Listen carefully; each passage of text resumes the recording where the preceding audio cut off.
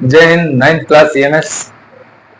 बेटा आप लोग के स्कूल में ICSE board, CBSE, ICSE board 9th class, सिर्फ आप ही लोग के स्कूल में एक चैप्टर चल रहा है अलग से, वो है क्वाड्रेटिक इक्वेशन। ठीक है, जबकि आपकी बुक में इस बार नहीं है। पिछले 2 साल से आपकी बुक में ये चैप्टर प्रिंट नहीं हो रहा है, बट फिर भी वो लोग चला रहे हैं, तो ध्यान दो।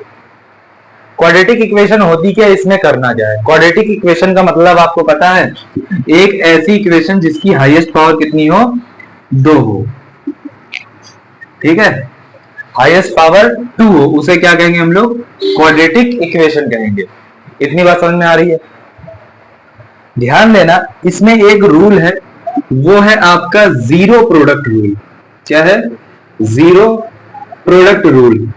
ठीक, ये रूल क्या कहता है, इस रूल का सिर्फ इतना सा कहना है भाई, अगर दो वैल्यूज हैं ए एंड बी, दो नॉन जीरो नंबर्स हैं, क्या है, नॉन जीरो नंबर्स हैं, ठीक, या इंटीजर्स हैं या फिर कह लो रेशनल नंबर्स हैं, तो इन चीजों का प्रोडक्ट कभी भी जीरो के इक्वल नहीं होगा। ठीक है, ए और बी का प्रोडक्ट कभी भी जीरो के इक्वल नहीं होगा। ठीक, अब हम लोग आ जाते हैं दूसरी बात। अगर दो वैल्यूज हैं ए और बी, इनका प्रोडक्ट जीरो आ रहा है, पहली बात तो दो अगर नॉन जीरो नंबर हैं तो उनका प्रोडक्ट कभी जीरो नहीं होगा। लेकिन फिर भी अगर इन दोनों का प्रोडक्ट जीरो आ रहा है तो ऐसा सिर्फ तभी होगा, पहला केस होगा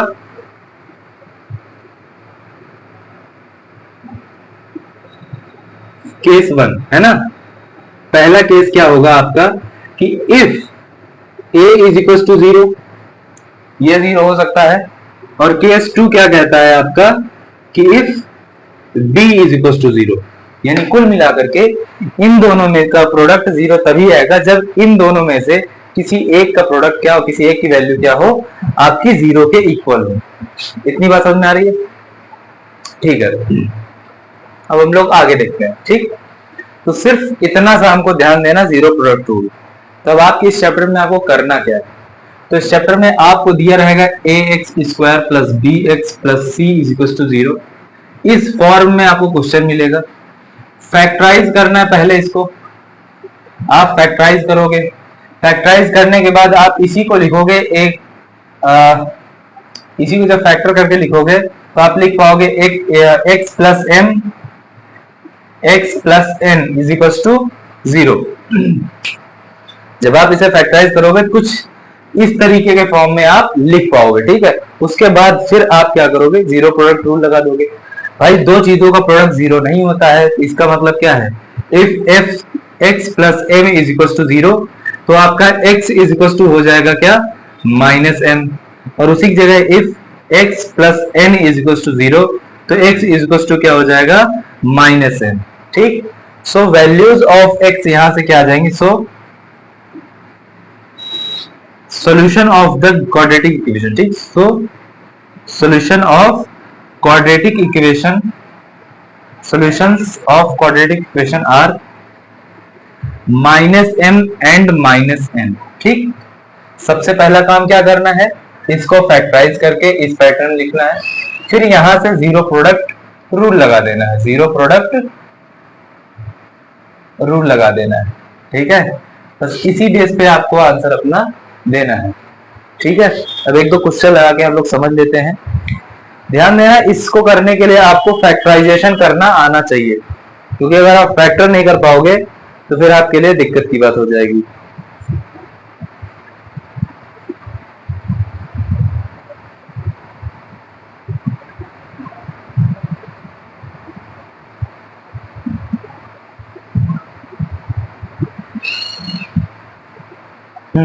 जैसे एक क्वेश्चन ले लेते हैं हम लोग।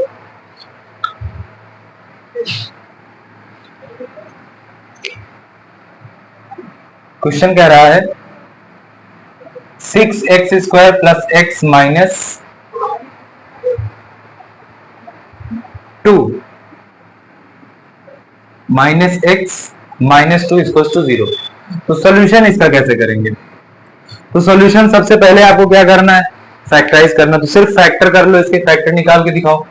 देखो इसको, आपको पता है अगर a x square plus b x plus c, इसके अगर फैक्टर करने हैं तो सबसे पहला काम हमें क्या करना पड़ता है, ए और सी को मल्टीप्लाई कर लो, जो भी आ रहा है उसके दो पार्ट कर लो, पी एंड क्यू। अब सी के आगे क्या साइन है, प्लस का, तो इन दोनों को ऐड करने पर हमारा बी आना चाहिए। ठीक है, ए और सी के ऐसे फैक्टर ढूंढने हैं जिनको ऐड करने पर क्या आना चाहिए, बी आना चाहिए। अगर यहां पर माइनस होता, अगर यहां पर माइनस होता तो हम पी और क्यू को माइनस करके बी लेकर के आते। ठीक, तो यहां पर यही रूल लगाएंगे भाई, 6 टू जा 12, 6 इंटू 2 कितना हो जाएगा, 12 हो जाएगा। अब यहां पर देखो बी के प्लेस पर है -1 और यहां वैल्यू है माइनस, तो 12 के ऐसे फैक्टर ढूंढने हैं जिनको जिनका डिफरेंस 1 आए, ठीक है, और उनका प्रोडक्ट 12 आ जाए। तो भाई पहला डिफरेंस है 12 इंटू 1, ठीक, 12 प्लस 1 सॉरी 12 माइनस 1 तो आ जाएगा 11, जो कि 1 के इक्वल नहीं है, बट इन दोनों को जब मल्टीप्लाई करेंगे 12 आएगा। 12 के दूसरे फैक्टर देखते हैं, 6 और 2 दोनों का डिफरेंस -4 आएगा, जो कि सॉरी 4 आएगा, जो कि 1 के इक्वल नहीं आ रहा है, तो ये भी नहीं ले सकते क्योंकि 6 टू 12 है। और फैक्टर्स ढूंढते तो हमें मिलेगा 4 माइनस 3, यानी 4 3 जा 12 आ जाएगा, 4 माइनस 1 की 4 माइनस 3 कितना आ जाएगा, 1 आ जाएगा। ठीक है, तो ये आपका आ गया, यानी यहां पर हम लोग क्या लिख सकते हैं, 4 माइनस 3, तो क्या आ जाएगा question, 6x² minus x minus 2 is to 0। इसको लिख सकते हैं 6x² minus 4 minus 3x minus 2 is equal to 0, 6x² minus 4x minus minus plus का 3x minus 2 is equal to 0। इन दोनों के फैक्टर करवाएंगे, कॉमन लेंगे, यहाँ पर 2x कॉमन होगा, तो यहां पर क्या आ जाएगा 3x माइनस 2, और यहां पर प्लस 1 कॉमन लेंगे इस ब्रैकेट में, तो आपकी वैल्यू आ जाएगी 3x minus 2 is equal to 0। अब देखो दो टर्म बन गया, एक टर्म आपके पास ये रहा, दूसरा टर्म ये रहा, इन दोनों टर्म में 3x माइनस 2 आपका कॉमन है, और दूसरे में क्या बच जाएगा 2x plus 1 is equal to 0। अब यहां पर आएगा जीरो प्रोडक्ट रूल। देखो दो चीजों को मल्टीप्लाई करने पर क्या आ रहा है, रिजल्ट 0 आ रहा है, तो यहां पर अब लगाएंगे भाई जीरो प्रोडक्ट रूल, भाई जीरो प्रोडक्ट रूल। ठीक है, तो क्या आ जाएगा, if 3x minus 2 is to 0, भाई दो चीजों का प्रोडक्ट कभी भी 0 नहीं हो सकता, लेकिन फिर भी अगर 0 आ रहा है तो इसका मतलब क्या हुआ, इन दोनों में से कोई एक 0 है। If 3x minus 2 is to 0, अगर 3x माइनस 2 हमारा 0 के इक्वल है तो होगा क्या, 3x इज इक्वल टू क्या होगा, 2 उधर जाएगा प्लस का हो जाएगा, 3 उधर लेके जाएंगे, x इज इक्वल टू हो गया 2/3, x की एक वैल्यू आ गई। अगर हमारा ये वाली वैल्यू 0 हुई, अब मान लेते हैं यार ये वाली वैल्यू 0 ना हो, तो ये वाली होनी जरूरी होगी, क्योंकि हमको आंसर में क्या चाहिए, 0, दोनों में से कोई एक 0 के इक्वल होना चाहिए। अगर ये 0 के इक्वल है तो x की वैल्यू हमको मिलेगी 2/3। अब अगर ये 0 के इक्वल होगी तो if 2x plus 1 is equal to 0, तो 2x आ जाएगा आपका -1, x आ जाएगा -1/2, यहां से आपकी एक x की वैल्यू आ गई, तो आपके पास क्या आ गया, सॉल्यूशन क्या आ गया इसका, सो सॉल्यूशंस आर 2/3 एंड -1/2। ठीक है, ये आपका क्या है, आंसर है। ये प्रोसेस रहेगा आपका क्वेश्चन करने का तरीका। ठीक है, इसी प्रोसेस में आप क्वेश्चन को करेंगे। ठीक है, अब हम लोग अगला क्वेश्चन देख लेते हैं, इसको आप लोग स्क्रीनशॉट ले लेना या फिर नोट कर लेना, पॉज करके हम लोग आगे बढ़ते हैं। ठीक, अच्छा एक बात और, इसको 10th वाले भी कर सकते हैं, 10th class CBSE board and UP board और आईसीएसई बोर्ड ऑल्सो, क्योंकि अब ये चैप्टर आईसीएसई जो है 10th में इसको ऐड कर दिया गया, अब ये 10th का चैप्टर है, 9th का चैप्टर नहीं रहा, बट अभी इस साल 2025-26 के सेशन में सीएमएस इसे अलग से चला रहा है, जो कि बुक्स में नहीं है, प्रीवियस इस बार प्रिंट आउट दिए हैं इसके।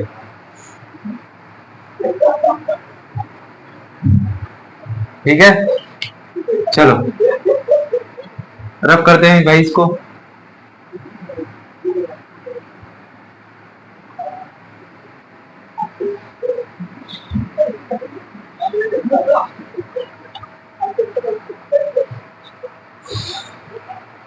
अगला क्वेश्चन है आपका 3x² plus 2√6x plus 2 is equal to 0। ठीक है, सॉरी माइनस का है यहाँ पर क्वेश्चन। ठीक, 3x² minus 2√6 plus 2 is equal to 0। इसको कैसे करेंगे, इसको भी करने का प्रोसेस सेम है। ठीक, सॉल्यूशन भाई आपको पहले बताया था कि जब भी ऐसा कोई क्वेश्चन होगा तो ax² plus bx plus c is equal to 0 pattern में, तो a और c को मल्टीप्लाई करेंगे, फिर इसके फैक्टर्स निकालेंगे।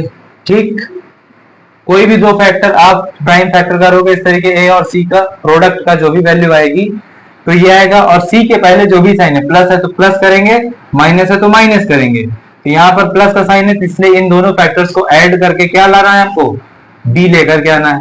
अगर ये दोनों को ऐड करने पर b आएगा तब तो हम b के प्लेस पर इन दोनों को पुट करके आगे बढ़ेंगे, अगर नहीं आएगा तो नहीं बढ़ेंगे। ठीक, तो देखते हैं इसको क्या आ रहा है। 3 और 2 को मल्टीप्लाई किया तो आंसर आ गया आपके पास 6। अब 6 के दो फैक्टर करने हैं। ठीक है, 6 के दो फैक्टर्स करने हैं जिनका प्रोडक्ट क्या आ जाए, जिनको ऐड करने पर 2√6 आ जाए। अच्छा एक बात समझो, 2√6 को आप ये भी तो लिख सकते हो √6 प्लस √6, और आपको पता है 6 के दो फैक्टर यहीं से आ जाएंगे, √6 और √6, क्योंकि रूट की वैल्यू जब मल्टीप्लाई होती है तो रूट हट जाता है। क्या होता है, रूट आपका हट जाता है। ठीक, रूट की वैल्यू जब आपस में मल्टीप्लाई होगी तो रूट आपका हट जाएगा। ठीक है, तो यहां पर और इन दोनों को ऐड करके 2√2 लिख सकते हैं। तो यही चीज हम लोग यहां पर करेंगे। क्या, 3x² minus √6x minus √6 plus √6x plus 2 is equal to 0। Clear है भाई, हमको क्या चाहिए था, 3 और 2 को मल्टीप्लाई करें ऐसे कि आंसर जो भी है उसका फैक्टर करके ऐड करने पर क्या मिल जाए, 2√6। तो 2√6 की जगह पर हमने क्या लिख दिया, √6 प्लस √6। कहां से आया, तो हमें देखो इन दोनों को मल्टीप्लाई करके आंसर मिल रहा था 6। ठीक, 6 के हमें दो फैक्टर करने थे, p और q, यानी कि जिनको ऐड करने पर क्या मिल जाए, 2√6 हमें मिलना चाहिए था। ठीक, तो हमने इसको नोटिस किया भाई, 2√6 को हम लिख सकते हैं √6 प्लस √6। इतनी बात क्लियर है। अब यहाँ पर जैसे ही हमको ये पता चला तो भाई हमने क्या कर दिया, इस पूरे की जगह पर √6 प्लस √6 लिख दिया। x को अब मल्टीप्लाई करेंगे, आंसर आएगा 3x² minus √6x plus minus minus √6x plus 2 is equal to 0। ठीक, अब पहले ब्रैकेट से भाई हम लोग 1 कॉमन ले सकते हैं। ठीक, क्या लिख सकते हैं, 1। अभी यहां पर ध्यान दो, दो पेयर बन रहा है, एक ये पेयर बन रहा है, दूसरा ये वाला पेयर बन रहा है। ठीक, अब अगर समझो ध्यान से तो भाई √6 लिखा हुआ है √3 इंटू 2। ठीक, क्योंकि 3 2 से 6 होता है, यानी √3 इंटू √2। ठीक है, √6 को लिख सकते हैं √3 इंटू √2। ठीक, तो यहां पर क्या आ जाएगा आपका, और आपको ये भी पता है भाई जब रूट में दो वैल्यूज आपस में मल्टीप्लाई होती है तो उसको क्या लिखते हैं, पावर हटा देते हैं, रूट हट जाता है। तो यहां पर जो है लिख सकते हैं √3 into √3 x² minus √3 into √2 x। ठीक है, और यहां पर क्या लिख सकते हैं, minus √3 into √2 x plus √2 into √2 is equal to 0। ठीक है, ये चीज हम लोग लिख सकते हैं। इस दिखाई नहीं पड़ रहा होगा साफ, तो मैं एक बार फिर से लिख दे रहा हूं, उसको ध्यान दो। हमने क्या किया है, ये जो 3x² था इसको लिखा है √3 into √3x² minus √3 into √2 x minus √3 into √2 x plus √2 into √2 is equal to 0।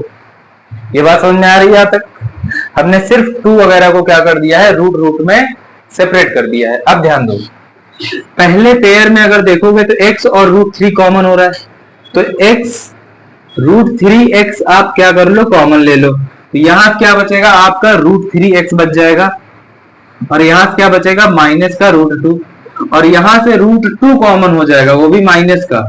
Minus का रूट टू जैसे ही कॉमन लोगे तो ये माइनस बाहर आ गया तो बचेगा प्लस रूट थ्री एक्स। यहां पर हमारा माइनस था नहीं, क्या हो जाएगा प्लस की जगह माइनस, और रूट टू बच गया इक्वल्स टू में 0। अब देखो दो पेयर है, एक पेयर ये रहा आपका और दूसरा पेयर आपका ये रहा, तो root three x minus root two common हो जाएगा।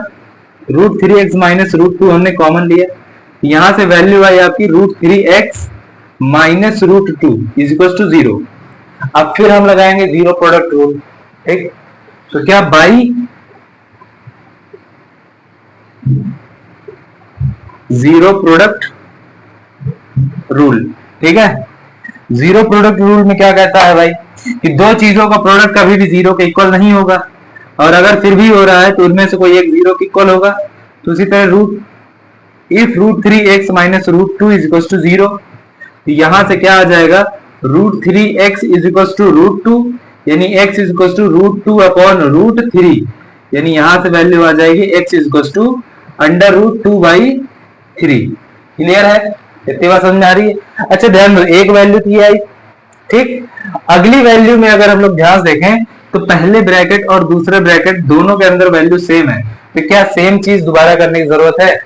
दोबारा करने की जरूरत नहीं है, बस एक वर्ड लिखेंगे सिमिलरली और हमारा काम हो जाएगा, ठीक है। क्या लिखेंगे? Similarly. Similarly x is equal to root two upon three, ठीक है। So solutions of quadratic equation are root two upon three and root two upon three, ठीक है। ये हो गया आपका आंसर, ठीक। ये दो क्वेश्चन है, इसी टाइप से हर एक क्वेश्चन को हमें डील करना है।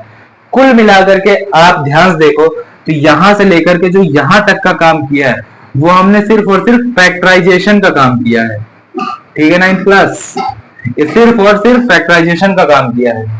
उसके बाद बस हमने केवल जीरो प्रोडक्ट रूल ही आपका इस चैप्टर में बढ़ रहा है।